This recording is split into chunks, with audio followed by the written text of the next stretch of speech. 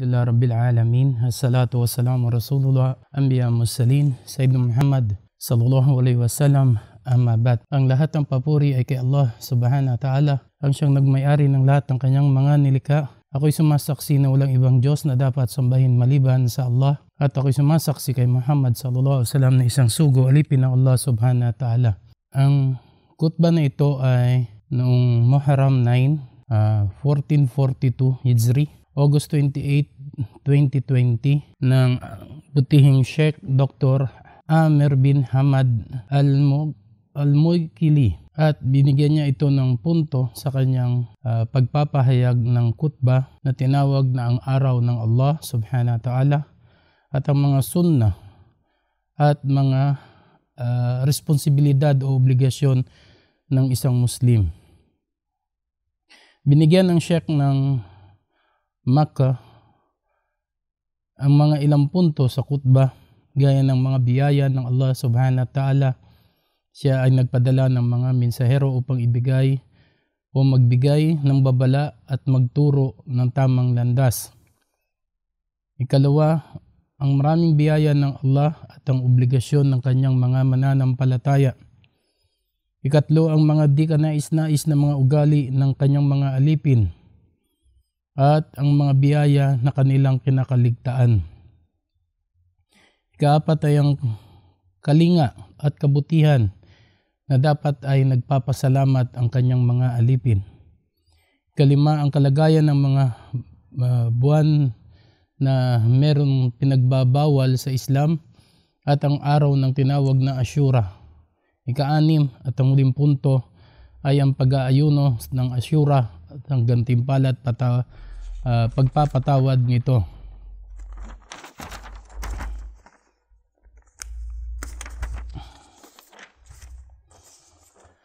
Una sa lahat, ang kapurihan ay kay Allah Subhanahu wa Ta'ala, ang siyang tagapagtalaga ng lahat ng bagay sa mundo, nagbigay ng buhay at magbabawi ng buhay ng kanyang mga nilikha, na siyang lumikha ng mundo at kalangitan at upang maging silungan ng mga tao, at nagbigay ito ng tinatawag na kalooban ng mga biyaya sa labas man o loob ay dapat nagpapasalamat. At katiyakan, katotohanan, ako'y sumasaksi na si Muhammad ay kanyang alipin at ang kanyang pamilya nawa ay biyayaan ng Allah at ang lahat ng tinatawag na mga sumunod sa propeta, ang kanyang mga sahaba, ang lahat ng sumunod sahaba at hanggang sa huling araw.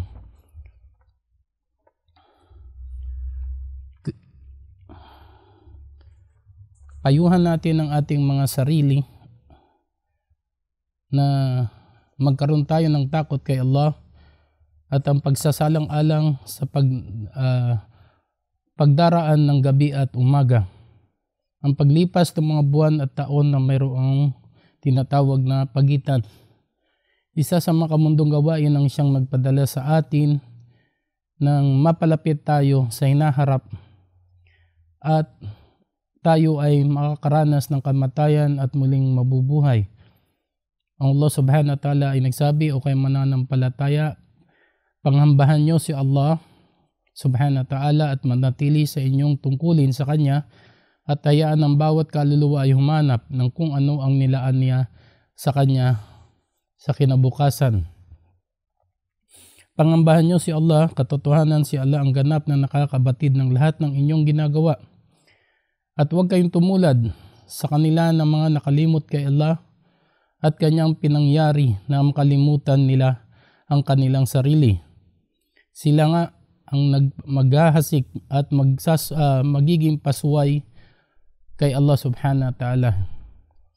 Kahit kailan ay hindi magkatulad ang kasamahan ng apoy at ang kasamahan ng paraiso, sapagkat ang mga kasamahan ng paraiso sila ang makakamit ng tagumpay ayon sa Quran chapter 50 Al-Azr 18-20.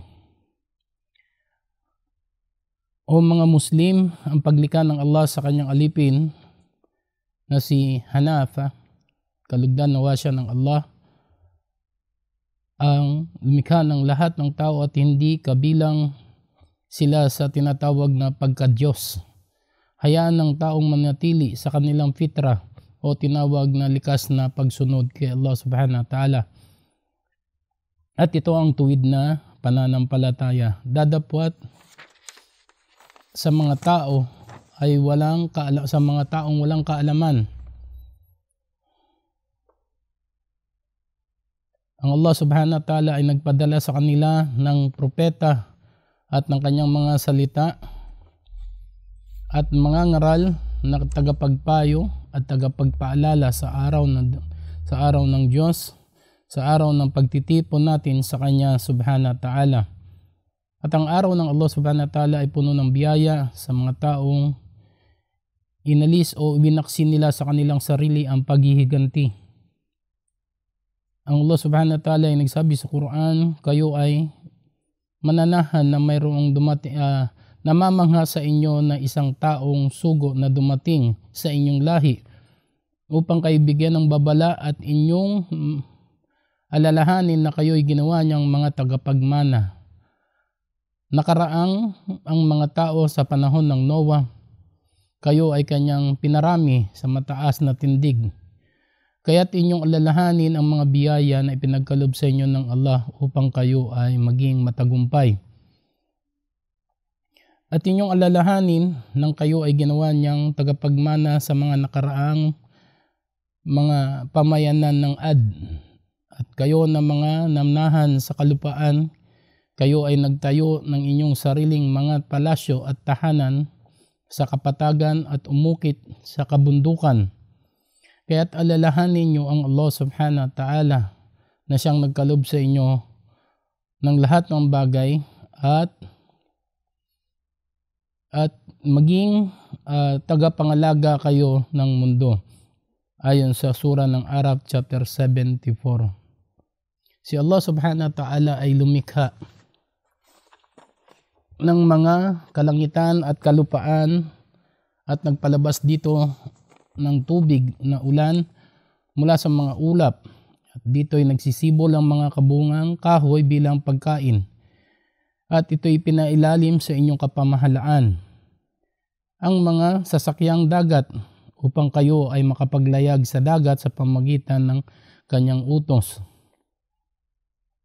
At ipinailalim niya sa inyo ang pamamahala sa araw at sa buwan, sa kapwa patuloy na umiinog sa kanilang landas, ganon din ang gabi at ang araw upang ito'y makatulong sa inyo. At ibinigay ng Allah subhanahu wa ta'ala sa inyo ang lahat ng inyong mga kahilingan at kung inyong bibilangin ang mga pagpapala na ito, kailanman ay hindi nyo ito magagawang bilangin. Katotohanan ng tao ay lubhang di makatarungan kahit sa kanyang sarili. At walang pagtingin ng utang na loob at pagpapasalamat sa mga hindi mananampalataya at nagtatakwil sa mga gantimpala ng Allah subhanahu wa ta'ala. At kung ano man ang biyaya at magandang bagay na nasa inyo, ito'y mula kay Allah. At ang kasamaang kapinsalaan ay dumating sa inyo, kayo ay kanyang tutulungan at bibigyan niya ng sapat na tinatawag na lakas upang tayo ay manatili sa kanya. At ipinadala niya ang mga dahilan upang sa kalupaan hindi niya pinagpaliban, kundi ito ay pinarating na may malaking tinatawag na paghihirap. Katotohanan ang inyong Panginoon ay puspos ng kabaitan at pinakamawain. O mga kapatid na mga Muslim, sa reliyong Islam, kailangan upang maalala ang mga biyaya ng Allah ay tanggapin natin ang anumang ipinagkaloob niya. Sapat man ito o may kulang man ito, ay dapat tayo ay laging nagpapasalamat kay Allah subhanahu wa ta'ala. Ang biyaya na galing kay Allah subhanahu wa ta'ala na ito'y makikilala ng kanyang mga alipin at sila ay palagi ang nagpapasalamat na gaya na sinabi ng Moses alayhisalam, O aking Panginoon, sapagkat ipinagkaloob ninyo sa akin ang inyong biyaya, kailanman ay hindi ako tutulong sa mga tagagawa ng kasalanan. Halimbawa ng kriminal, mapagsamba sa mga Diyos-Diyosan o pagsuway kay Allah subhanahu wa ta'ala ayon sa Quran, Al-Qasas, verse 17. O aking Panginoon, katotohanan, nalagay ako sa kamalian at ako ay sumuko nakasama ng sinabi ni Solomon sa iyo. O Allah, ikaw ang Panginoon ng lahat ng mga nilikha ayon sa Surat Al-Nam, verse 44. Sila na nagtakwil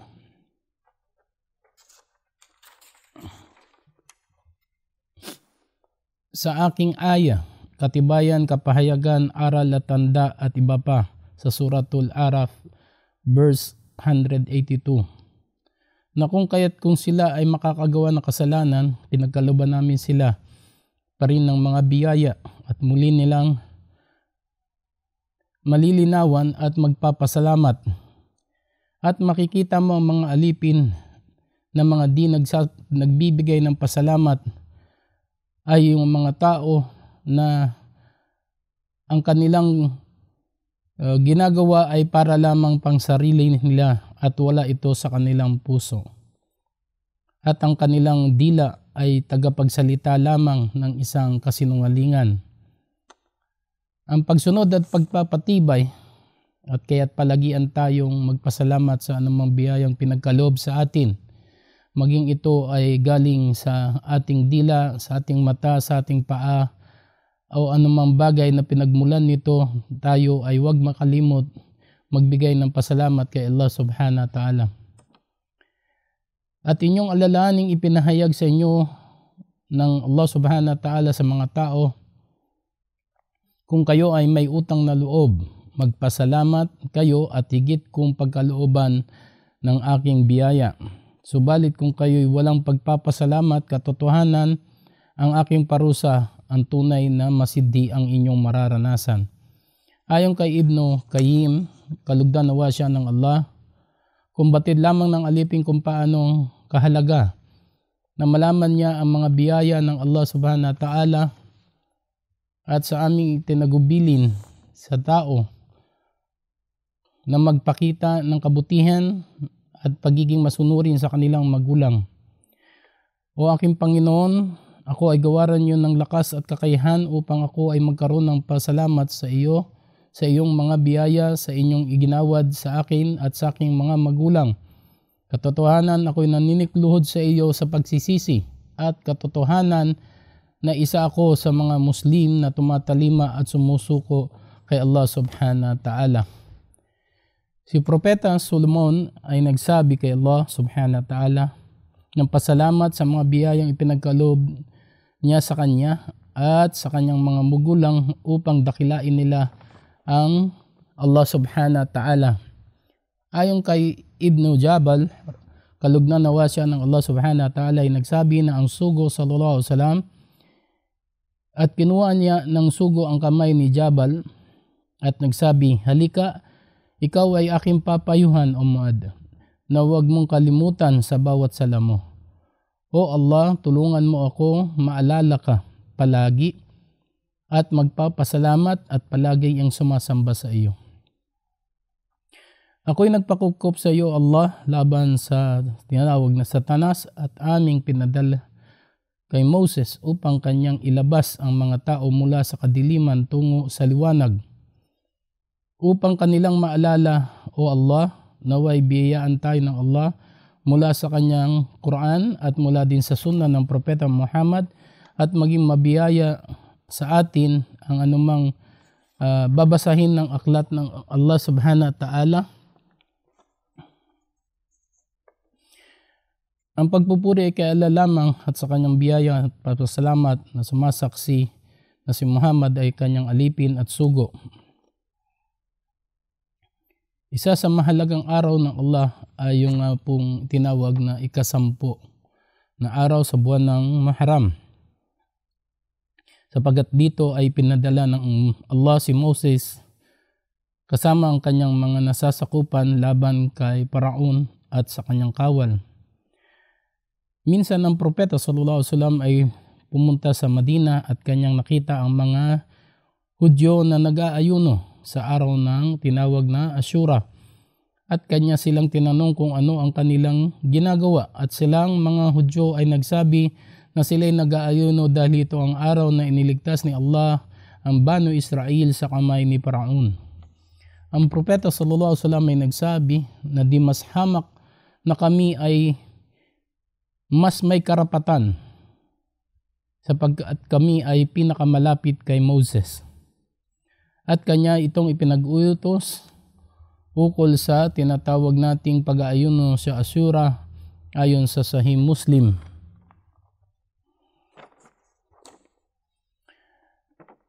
Ang sugo sallallahu alaihi wasallam ay nagsabi, kalugod-lugod ang pag-aayuno sa araw ng Ashura na may hangarin na ito'y gawin.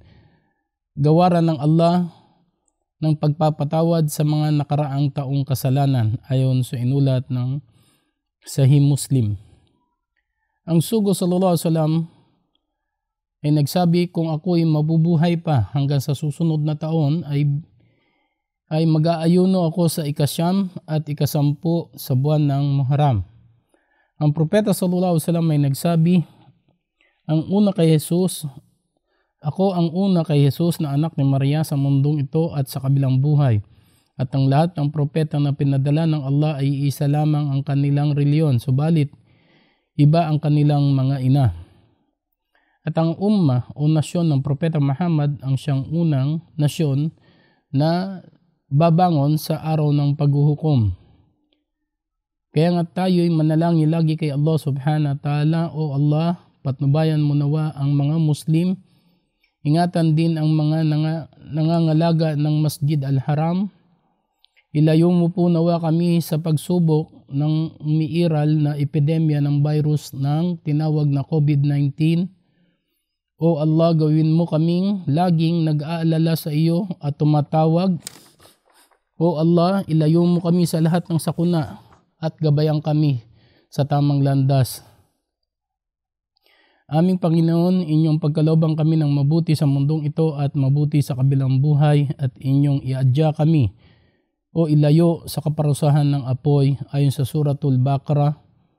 Kaluwalhatian ay sumainyo o Panginoon, ang Panginoon ng karangalan at kapangyarihan sa lahat ng mga nagtatambal kay Allah subhanahu wa ta'ala. Nawa ang kanyang biyaya at ang kanyang awa ay sumaating lawa. Assalamualaikum warahmatullahi wabarakatuh.